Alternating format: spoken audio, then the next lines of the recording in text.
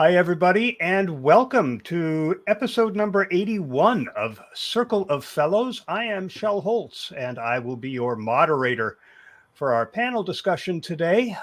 Just by way of background, I am Senior Director of Communications at Webcor, which is a commercial general contractor and builder headquartered in San Francisco. I am coming to you live from the San Francisco East Bay today, and we have a great panel here today to talk about communication research and measurement. We are short one panelist. The marketing materials indicated that Jim Schaefer would also be on the panel today, but just this morning he had a family emergency arise and let us know that he won't be able to join us.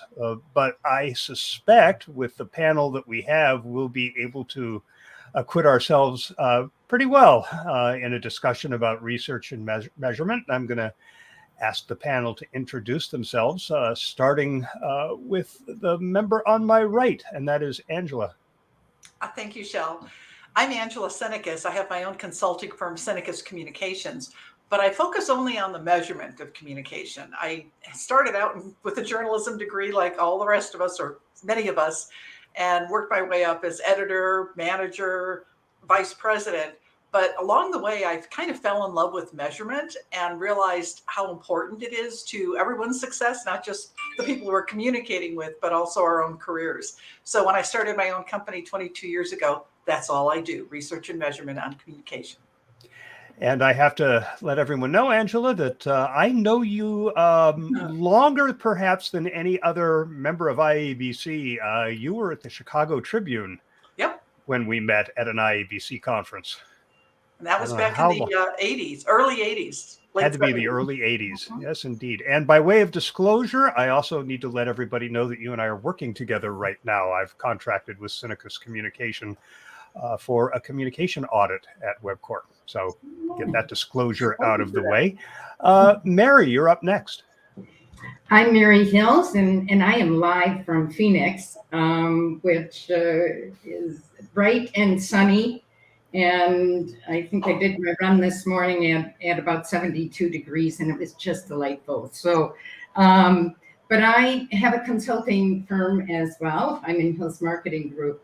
I am an unusual communication professional in that I really come out of several diverse disciplines that kind of feed into StratCom at this point.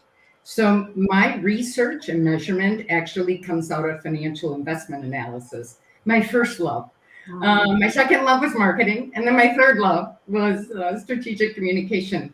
But that really has provided, I think, a unique perspective and what we can try and get from the numbers and what the numbers are actually telling us, or the data, because we do so much on the call side, especially with looking at social media platforms and what we can discover what people are thinking at this point. So that's what Hyman Hills kind of focuses on, is the research aspect.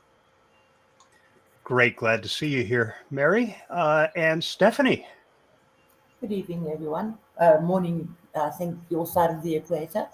I am Stephanie Griffiths. A little bit further down south from Johannesburg, South Africa.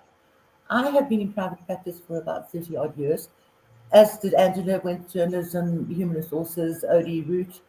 My primary discipline is organizational behavior. I do love research, and I use communication as a facilitator and catalyst in behavioral change. What else can I tell you? I have a past chair of IABC on the international board. I've also served as the accreditation chair. I have been IABC's alliance liaison with the Global Alliance. And then in my hometown, I have served as the vice chairman of our standards generating body for communication management and public relations, as well as served on the advisory board of a curriculum development committee for a leading local university. Measurement, Angela, as with you? And while we wait for Stephanie to unfreeze, and by the way, just to let you know, Stephanie's also let us know that there might be some interruptions with the power from South Africa. So we'll be ready and prepared for that. Let me start with a question that has occurred to me over the last couple of months as I talk to people in our industry. I'm not talking about construction, obviously, I'm talking about communication. And I hear more and more people say essentially, yeah, I do measurement. We do a net promoter score survey on a regular basis. And that's kind of it. Is that worthwhile in and of itself in the absence of any other research or measurement? Is a net promoter score that valuable? Well, the only problem is if you don't have a very good score, you haven't learned anything about what it would take to get a better score in the future. It's just one number and it doesn't give you any inputs into what's driving that number. Yeah, I would agree. We saw net promoter scores, particularly. Depends what it is you're trying to measure. Go ahead, Steph. Yeah. So we saw it in, that. No, Mary, I'm shaking my head because I'm having a lag. We're obviously having some sort of power problem. And I'm sorry that I interrupted you. No, but everybody's coming through very slowly. So my sincere apologies. no worries. Thanks for the heads up. And so it was always, you were trying to get to that one number, but I think that everybody who has ever been in the field of research and measurement and analysis for that matter, is that we really know that it isn't about one number. The variables are just so dynamic at this point, and there's so many of them. Yeah, so you really have to kind of take a lot of things into consideration. I think it's a valuable input, but it's not the only input that you need in order to put together a good plan and execution. Yeah, it just seems to have become something of a panacea for some organizations that, gee, we can get this one number and be done with measurement. Yeah. I want to talk about measurement of external communication for a minute. I think all of us here are focused on internal, if not exclusively a lot of the time. But from an external communication standpoint, I find it's a little tougher to convince leaders of the value of external communication than it is the value of internal, especially since the pandemic, when leaders have sort of learned the value of internal communication as their workforces went remote. But generating a measurement to demonstrate the effectiveness of external communication as a means of convincing them to undertake external, not those leaders who have already bought into doing PR and want to know how well it's doing, but to convince them that there's value in doing it in the first place. How do you generate that kind of ROI argument to deliver to an organization's leaders? Well, I think one thing I've always, especially coming out of the field of finance and investments, the ROI acronym, was something that there again was that one number that you could look at. And yet when we were looking at performance of companies, right, you're going to buy their stock and you want to make sure that they're really doing well with it. You have to look at so many different influences in the external market. And so we have, I think what we use in communication, the idea of PESCO, right? There's a newer instrument. It wasn't born yesterday, but over the last few years, that is called cage analysis. And so the external environment really, especially with cage, you're able to get the pulse of what is happening in that external environment. And so, it really gives you a sense of what the external market, to benchmark it, to baseline it, to see what's happening. So if you don't do that benchmarking and baselining initially, it's hard to put together some sort of what I'm going to give you at the end of the game, because you don't know where you're starting from. So kind of getting that benchmark idea and have everybody agree, where are we right now? What's it looking like today? And then we can forecast what we can deliver in terms of communication down the road. Yeah, I totally agree. And I think for companies or organizations where they want to do some external communication that should lead to some kind of audience behavior. So obviously in the commercial world, that might be buying a product. Or in the nonprofit world, it might be making a donation or signing up for a webinar or whatever it is you're trying to get people to do. One of the easy things to do is when you do send out some kind of news release, because most organizations still do some, even if they're not doing as much as they should. When you do send out a release like that, what you want to do is track by market how many people are doing the thing you wanted them to do. How many more people suddenly started buying something? How many more people have just enrolled for something? And what you want to do is then correlate that with the markets where you had these numbers that went up wonderfully. Are they also by any chance the same markets where you happen to get heavy coverage from the local media? And then look at the markets where you had no pickup on your messaging. And did you not see any change in the number of people that were doing what you wanted them to do? And I think that's a really direct and instant way to show leaders the impact of doing the right kind of external communication that leads to that behavior that you want people to do that makes your organization succeed. I think what I'm hearing here from my colleagues is we've got to do proper environmental scanning. We've got to have a look at what's out there. Particularly, we have to look at corporate reputation across all stakeholders.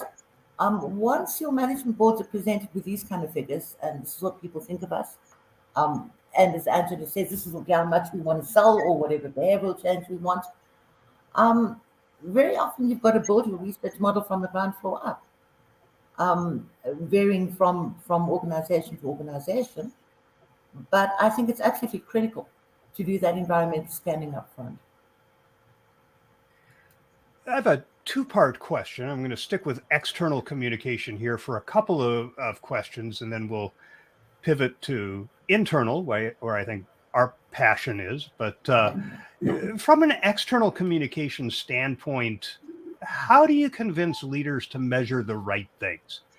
And the second part of this question, and the reason I ask, how do you convince leaders to measure the right things, is that a lot of people encounter leaders who want to know the advertising value equivalence of their communication efforts. And that is not the right thing. The International Association for the Evaluation Measurement of Communication has banned it, as has the Chartered Institute of Public Relations. They'll actually revoke a membership from somebody who uses that. And yet I was talking to the principal of a PR agency who said, personally, I don't agree with it, but if a client says that's what they want, I'll certainly deliver it. How do you convince the client that's not actually what they want? I think what you have to do is go back and say, okay, so now we have this dollar value that we calculated for you. How did that hit your bottom line? Did it increase your revenue? No. Did you reduce your advertising budget because of this equivalency? No. So what's the point? It didn't affect your bottom line in any way. So it's really a useless measurement. That's how I would connect with it. I remember on our last podcast, Shell, I said, I think it was as much as 15 years ago, I sat on an expert panel at IABC, and I think it might have been in Toronto, where is there a way to determine how communication impacts on ROI? Have we found that silver bullet yet? That's the question I asked last time. And if not, how do we go about it? What is it that, as Shell says, it is going to convince the management boards of the organizations we deal with that their spend is getting them value for money? I think you've got to ask the question up front, what do they define as value for money? And, take it from there. Yeah, I did a customer communication project a couple of years ago where we were actually surveying it was a business to business company. So we were interviewing the top leaders of the client because they were the ones who were the clients of the communication my client was doing. Anyway, what we did is we asked them questions about different communication vehicles that we had, like they had a customer magazine, their website, conferences they did, news releases, the whole brochures, the whole variety of direct customer communications. And we asked them not only what they thought about them, did they get them, did they use them, but we asked some very pointed questions like, have you ever read something in the customer magazine that led you to ask for a sales call? Did you ever read anything in the magazine that tipped you over on the edge of choosing our client for signing a contract over the competition? So what we were doing is we were not only asking about the communications, we were asking about the impact of the communications. Absolutely. And then you can really calculate a return on investment. That's, I think, where I was getting to, Angela, a bit wordy about it. But, I mean, to determine the perceptions of the organization out there is usually a very good point, but a starting point with your management boards. Would I make a decision to utilize your organization services if I had a perception that you were fraudulent, that you were not good to your employees? Would I do these kinds of things? So I think this is probably the best way to start the ball rolling. So I guess two things kind of come to mind. It's interesting because when we talk about external communication, and Hyman Hills spends the majority of our time on external communication, but we tend to be more B2B rather than B2C. But one of the things to understand is that we kind of look at this marketplace and we treat that marketplace as just one single thing. That marketplace is comprised of different industries. It's comprised of companies that are in different stages of maturity. Some are startups, some are, defined corporations, and they have a more sophisticated approach to the way that they run their companies. And so I think you need to look at that as well. So you almost need to do, when you're going to start talking value, you need to understand the segmentation of the external marketplace. Who am I talking to? And Shell, I'd be interested in what you see in the construction industry, right? Because it tends to be an industry that kind of looks at life a little bit different way than, say, a financial services company. So I think that's one of the things that you have to appreciate, the differences in the organizations that we work with. I think the other thing is, I think to give a shout out to Dr. Amanda Hamilton-Atwell and the work that she has done, and I know she and I have worked together a couple of times on the Communication Value Circle. And she's actually doing a session on it at World Conference in June in New York. And, I'm kind of just waiting to see what's going to come from that. But the Communication Value Circle is a phenomenal instrument to lay it out in front of senior management, all the elements of what have to happen for this organization, and then where communication fits in. So it's a nice little circle. It's pretty. It's got, it's all color-coded. It's very easy to understand. And so I think if you begin to do that and get that buy-in at that level to say, is the maturity of this company at the point where it can accept this type of a model, then go for it. A smaller organization, a startup, maybe it's not ready for prime time yet, right? But you can still add value there. You just are going to have to talk about value probably in a different theme. I think, Mary, what I'm hearing you say is, and I know this is a conversation we've had many a time, is educate the leaders of organizations, big, small, medium size, need to be educated in the value that communication can play before you can actually start measuring anything. Yeah, I agree. Thanks for the clarity. Sticking with external for a little bit, although it certainly bleeds over into the internal side, is the relatively new presence of social media in the mix. How is social media affecting the way we understand the audiences that we're communicating with and that we're trying to measure the impacts from? I think we have to be a little careful with social media analysis because it's a little bit like when you get write-in comments on a survey, or you are just sitting around and you're getting random comments from people, because mostly they tend to be negative, more negative than positive. Because people who are happy and satisfied really aren't motivated to go online and start talking about how happy they are, as opposed to people who have had a problem. So you have to be a little bit careful. It's really useful to find out where the pain points might be, but you have to be a little careful to not assume that the general tenor of what you're hearing online is true for your whole audience. I guess Instagram would be the outlier there, where everybody's portraying how happy and gorgeous they all are. Yeah. I was about to make myself incredibly popular and say that social media can make a lot of noise. You know, a great deal of noise, which interferes with the real issues that we're dealing with.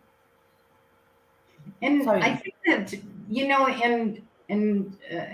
I agree with both what Angela and Stephanie have said.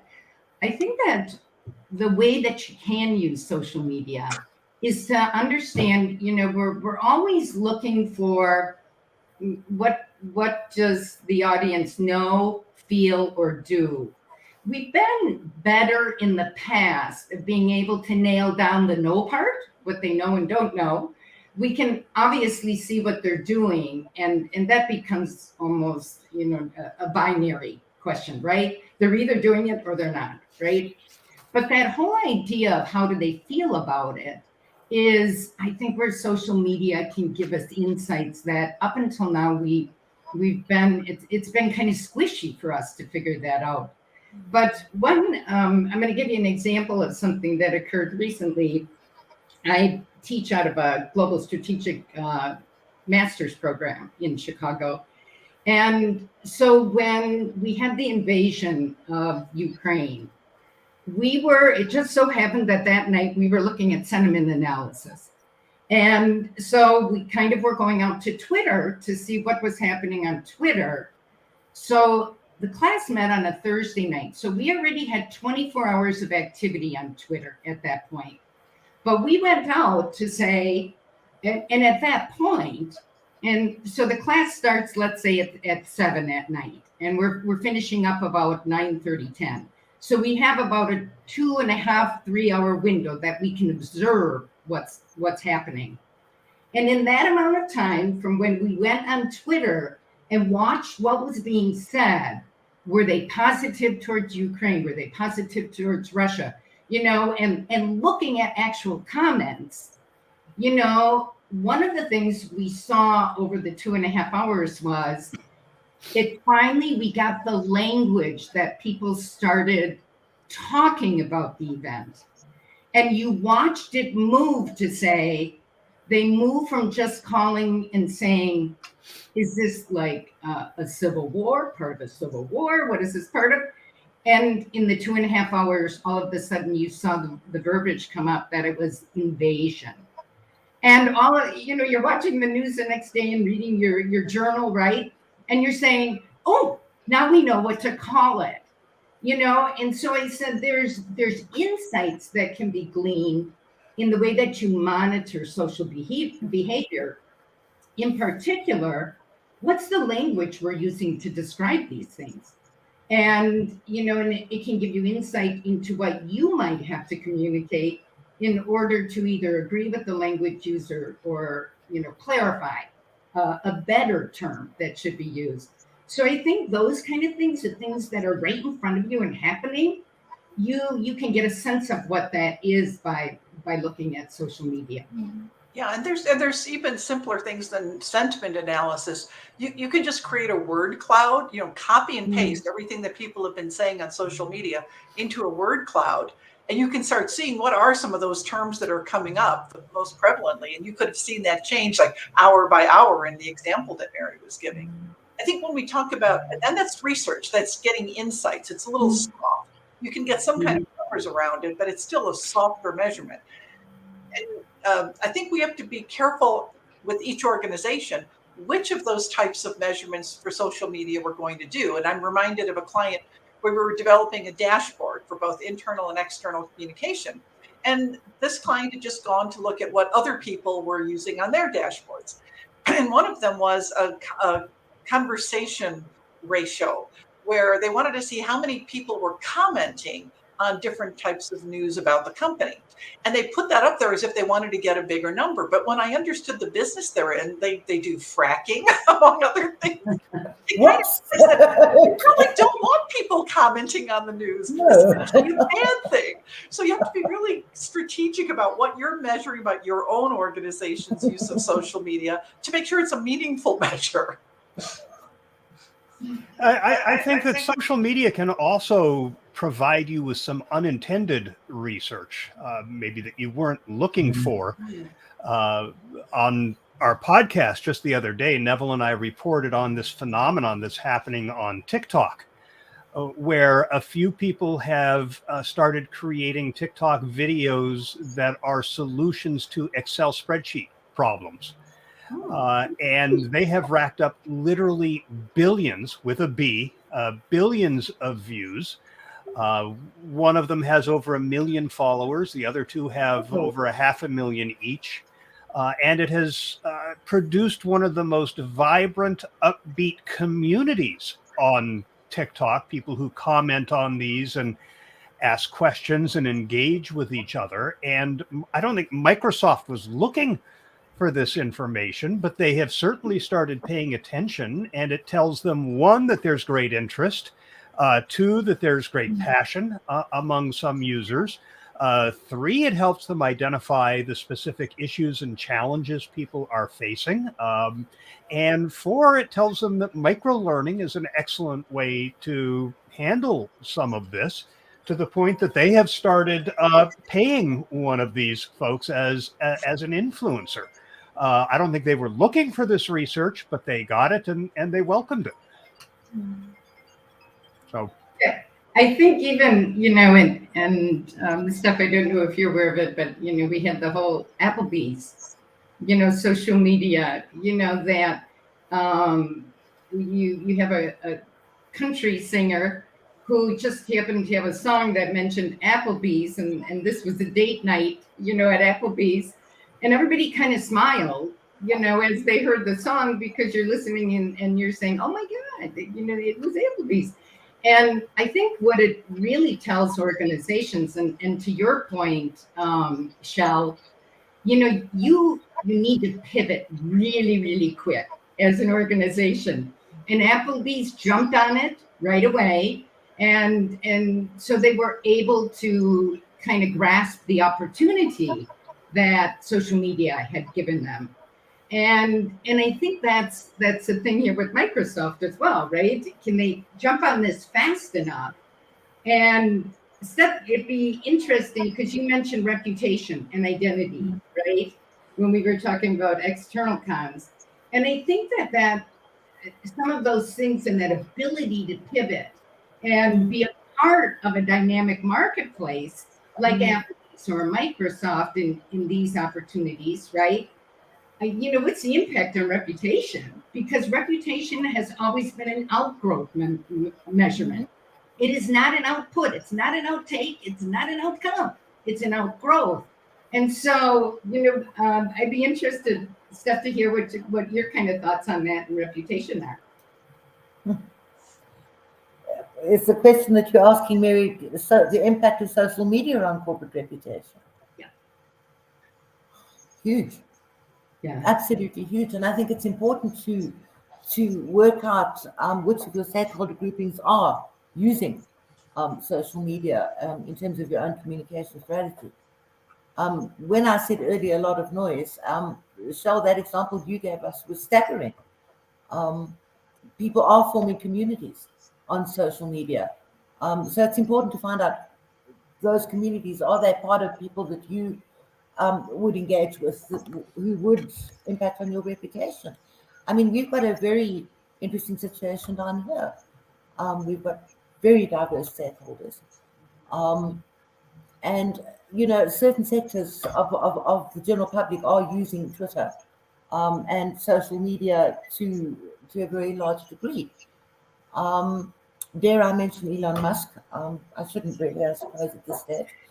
But, it's a hugely influential media in terms of organizational reputation, in terms of things that need to be measured. So, yes, from that perspective, we do need to keep track, and we do need to have a look at what our stakeholder groupings are saying and what communities they're forming on these channels.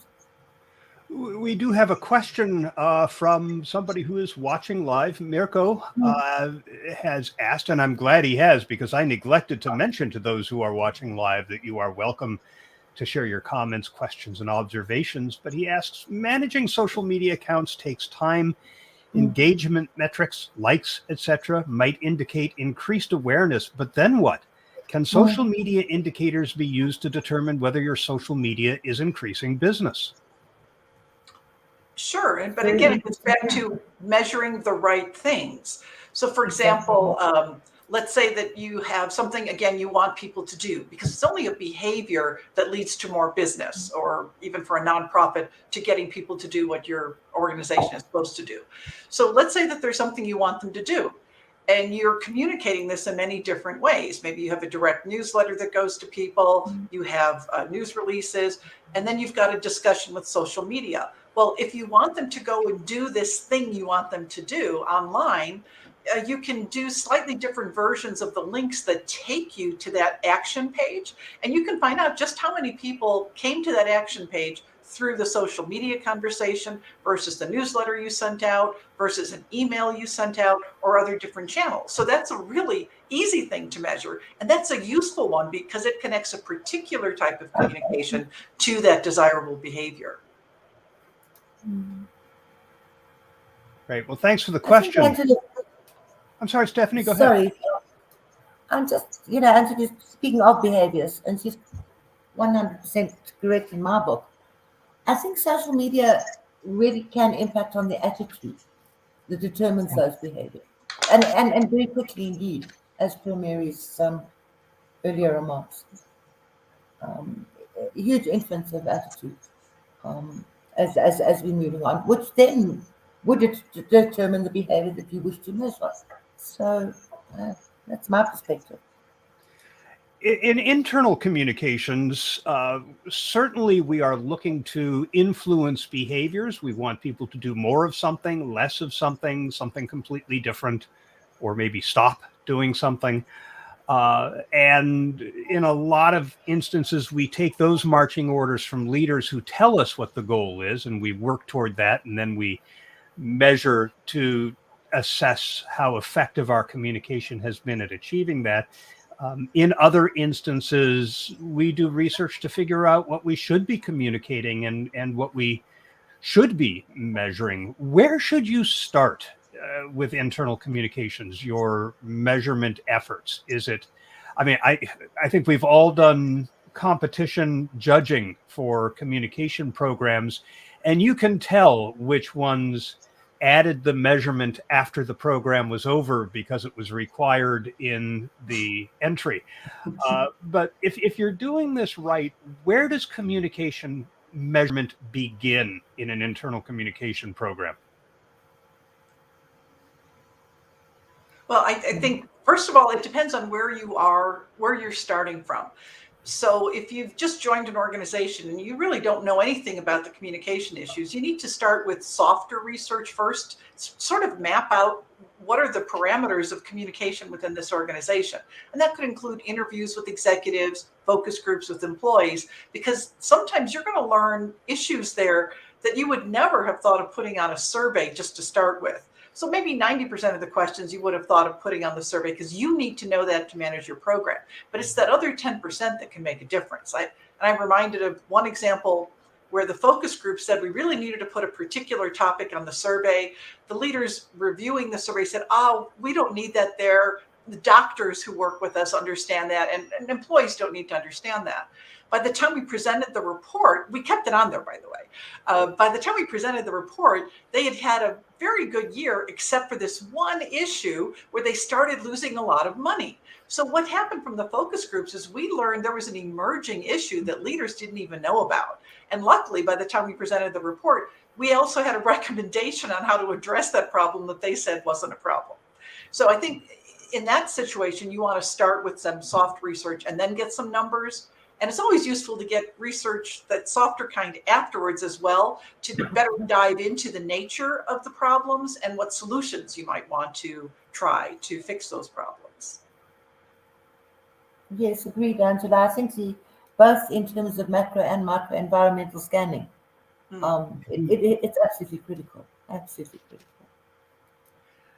Yeah, and I would agree. I think more and more, in terms of what the talent and gifts we bring to the organization, I think, if we look at the way that we put plans together or, award entries, right?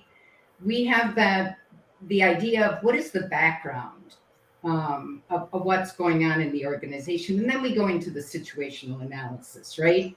But I think that we're communication professionals, and I think we don't realize it's a research activity, is what questions do we ask of whom in order to articulate what the background is? What is the story in this organization? And that seems to be the absolute baseline, because so often you begin, if you do research going into the stakeholder a little too soon, you're kind of chasing the wrong dream, right? You need to figure out what dream and what story we're actually all involved in here. And I think it's particularly challenging. I can remember, not that I want to tell you how old I am, but I can remember at first you could kind of write that background of the organization, and that background it was pretty stable, probably for 12 months, right? As long as the budget was already approved for. Now, that background story changes even between communication plans.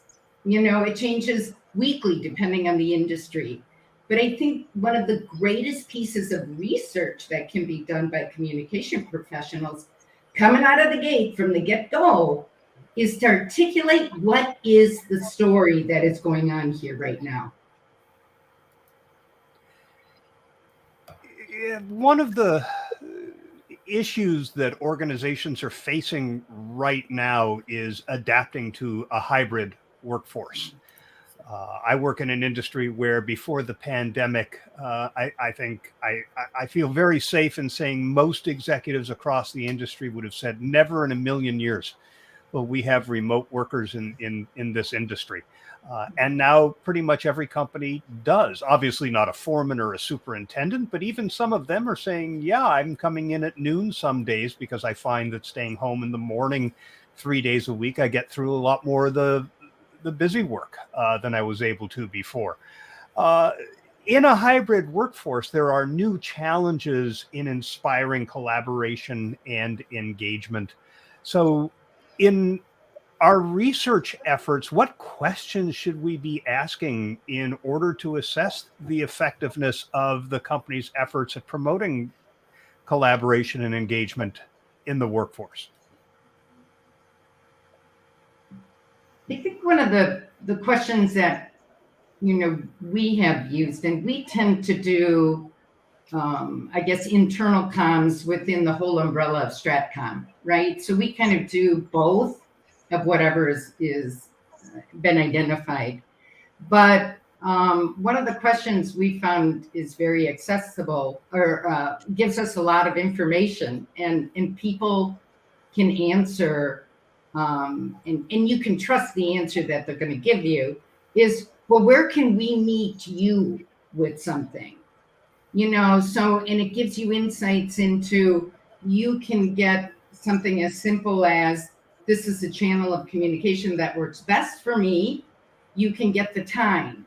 You can get, all kinds of insights with that. But it seems to be a question that, because it's about them, we can kind of get that. And you can do some of that depending on the maturity of the organization and whatever you're doing. You can put answers to what that question might be, and they can check, or they can put in another one. But kind of, where can we meet you in, because this is a changing world, right? We really don't know what it's going to look like, and so it's just going to take a lot of persistence and resilience for us to kind of navigate our way through this. But I think the idea that we can build this path together is the message that you want to send. I think when I look at that question, there's two different issues. One's very quick and one's a little more involved. One is, you've got the hybrid workforce. Some people are always working face-to-face because of the nature of their job. Some people can work 100% online because of the nature of their job. And there are other people who go back and forth. So you need to make sure that whatever communication approach you're using, you're being consistent and streaming it to both groups of people at the same time in the channels that work best for them. Now, that being said, I have a client where they had introduced Workplace in the fall. Well, actually, they introduced it in the spring of 2019. In the fall of 2019, we did a survey just about how Workplace was being used on outcomes like collaboration, productivity, as well as other more traditional communication, information level kinds of questions. And things went pretty well. They did a good job of getting uptake on it. The majority were saying they're getting the right volume of communication through this channel. Well, now March 2020 comes up and Workplace becomes invaluable. People who were kind of lingering, not jumping on board, jumped on board because they're working from home, and it was really their only way to stay connected. So we were also doing every several year big survey in the fall of 2020. And some of the questions from the Workplace survey we repeated, so we can see how Workplace had kind of evolved over this year. And the interesting thing was that while people still said it was extremely useful, like in the 90-some% of useful channel for them, now the majority of people were saying they were getting too much volume through it. And part of that problem is they still wanted to use it, but the way they needed more training on things like how to set up their notifications so they're not getting dinged every time a new person comments on a discussion that they're part of. So they needed to train people on how to manage that flow being pushed out at them from what was happening on Workplace. So we saw that the problem had evolved, and we were able to come up with solutions to fix it, partly based on the write-in comments we got. So we understood why they were saying they're getting too much volume now. Certainly, in terms of some of the work that we've been doing, we're finding that people are feeling out of touch, suffering from things like Zoom fatigue, missing the closeness of the traditional workplace. And I think this leads into the type of information that then we need to put in. As well as the platforms or forums where we can encourage this kind of collaboration, because we're certainly finding a lot of insecurity around this hybrid workplace, in the more traditional organizations that we work with. We've talked about two forms of research so far, well, three if we throw in monitoring social media. But mainly we've talked about surveys and focus groups, and between the two of those, mostly surveys. Surveys certainly seem to be the linchpin of communication research when it comes to the tools that we use. Is there something else we should be using? And how do you use a survey to connect our communication inputs with business objective outcomes? Well, I mean, there's other things. You can do content analysis. You can actually look at what is it that you're sending out to people. What messages are you hitting hard? Which ones are being missed? I mean, so there's some of that quantitative analysis you can do on what you've actually been sending to people. But the thing with surveys is that you need to ask questions that do connect to outcomes. You can do it a couple different ways. So with one client, they were communicating very heavily about safety. It was a company that does trucking and moving of boxes. So there's a lot of potential accidents there. And so they had done very tailored communications to the different types of jobs where they were having different types of accidents. Well, a year later, we're doing a big survey, and we included a section on to what extent have you been, with this communication we really focused on this year, to what extent have you been focusing more on how you do these 10 different behaviors than you did before the communication campaign? And so we're able to find out how many people are paying more attention to these things. And then we correlated it with how many people were actually having fewer accidents. So when we asked the HR people for the list of accidents, that all of them had been reduced during this year. So you can say, great, accidents went down, we made a difference. But we looked at each of the different types of accidents. And lo and behold, the accident types that people said they were paying more attention to were the very same ones where there was the biggest reduction in accidents. And it just went straight down the line. So you need to directly connect a communication with that desired behavior. That's one way of doing it. Another way is you might have a kind of a general outcome like, I am proud to work at this company, or I feel a sense of community at this company, or I would recommend this as a place to work at a company. You can put some of those outcome questions onto your communication survey, and then you can do a correlation to see which communication inputs seem to influence that outcome the most. In other words, the people who are most positive about that outcome versus the people who are most negative about that outcome. How do they answer all the other communication questions differently? Because that starts telling you what those drivers are that will drive more people to that desired outcome if you change the way you're communicating with them in the way the survey tells you to.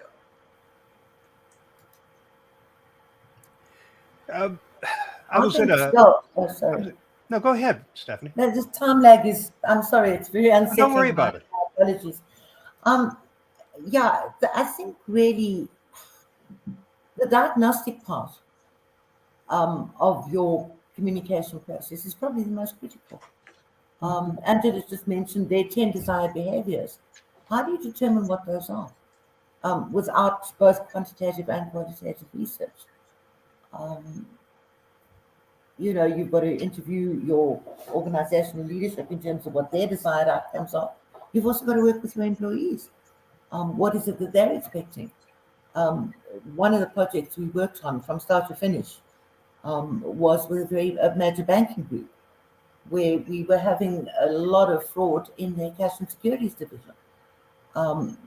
Went in there, did focus groups, did quantitative research, found out what the issues were, and reduced fraud by 33% at the end of the year. And it was really simple. The issues were not anything major. They were feeling marginalized for certain reasons and behaving very badly.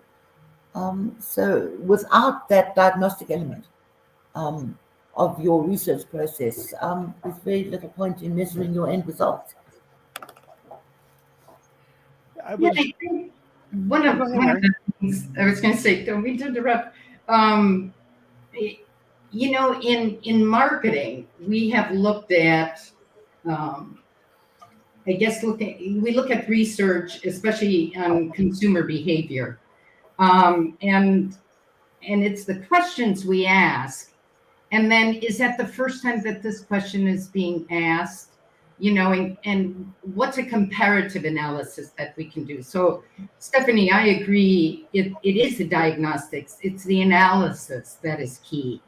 Clotaire Raphael came out with this whole idea of, breaking the code. So, you ask a question and you think you've worded the question appropriately, right, to get the response. And then you take all the answers that you got from that and you run out and you build your plan. And yet what we've seen in terms of kind of hiccups with that process is that we have to look and say, if this is the first time this individual in the United States, culturally, we're not going to, when we're asked a question as a consumer, we aren't going to say, oh, I've never thought about that question. I give me 5 minutes to think about it, and I can come up with a thoughtful response. Oh no, we get answers that just popped in someone's head. There's no thought or consideration behind it. And this is what Raphael calls, how do I break the code to how they really feel about something when I'm asking them a question that they quite frankly never thought about before. And so that's one of the concerns. But I think the other thing is, the kind of looking at the cross analysis that has to take place. So a lot of times what we're looking at in terms of research in an organization, this is not the first rodeo for this research. This research has been in other organizations, it's been in other industries, and looking at other research that's out there, and then aligning, the culture has such an impact on the way that people respond to surveys. And so you have to understand, if we're doing it in the United States, it's going to be different than how we might do something in China. And so we need to be aware of all those nuances. And then we can almost use that comparative analysis to kind of say, this is what we're all getting in this company. But when it's been done before, what were some of the blind spots that they found that we can kind of look at and kind of take care of with this? So again, it's not back to, we don't have the one pony show, right? You have to be able to have this mix of information that informs the way that you do your analysis and then come up with a plan. And to add to this analysis, looking at your own data for your own organization, you can do that kind of analysis as well by function or by location or industry that you're serving or whatever your organization is, because you're going to find that there are pockets that are very, very favorable on certain issues of communication and pockets that are very negative on the very same ones. So you can do two things with that. One is where it's very negative, you can go back and say, we need to do an intervention here because clearly something is not getting through to them or the way we're getting it to them isn't working. And you can look for possible best practices in the places that had the really high scores, because it's the same organization. If one part of the organization was able to break the code on this problem, let's take that and let's adapt it and use it in those pockets of the organization where it hasn't seemed to have reached. So doing the analysis, your organization against others is great. And also within your own organization, how do these different pockets compare? You can get a lot of insights and action steps from that as well. I'm going to channel Jim Schaefer since he's not able to join us today. If Jim were here, I can hear him saying that most communicators are focusing on the wrong things, that we are engaged in mass communication that is almost like being an internal corporate journalist, when what we should be focusing on is the operationalization of communication, making sure that the flows between departments are effective and that processes are delivering consistent messages, consistent with the outcomes those processes are supposed to deliver. Is this something that communicators should be focused on? The flow of information between departments, that kind of communication, and the messages that processes deliver, and how do you measure that? So if I could just jump in with a funny story. I was at a new organization doing focus groups, and one thing I was asking was, what kinds of information do you want to be getting? And I got into this, everywhere I went, this one topic was, what happens with the paperwork we're sending to corporate? And there were whole lots of problems. They were resending it 3 or 4 times, and corporate still kept saying they never got it. And then when I was at corporate said, why can't the branches send us this information we need the first time we ask for it? So I used to think, this is not my problem. This is not corporate communication.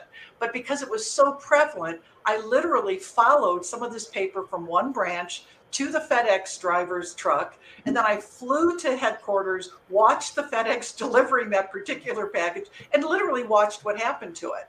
And it was horrible because every different department was making decisions that made perfect sense for their department, but made no sense for the flow of data, of paperwork that helped them bill insurance companies to get paid. So I got involved in this, helped fix it, and my credibility within that organization shot way up. Now, that's not what I spent most of my time on. But when you do run across these things, even if you don't think it's part of your job, it can make a huge difference for your organization and for your own personal credibility. There is a broad range of survey software out there now that is designed for you as an individual to use, not a research professional. Ranges from the very simple like Survey Gizmo and Survey Monkey to more sophisticated tools like Culture Amp. What impact is this having on the ability to conduct research when organizations can craft their own surveys? I worry about people saying, I've got the software and therefore I can do the survey, when they don't know how to put together a question, say, that doesn't bias the answer. Like what kind of impact? Like when desktop publishing software came out and everyone Oh my God.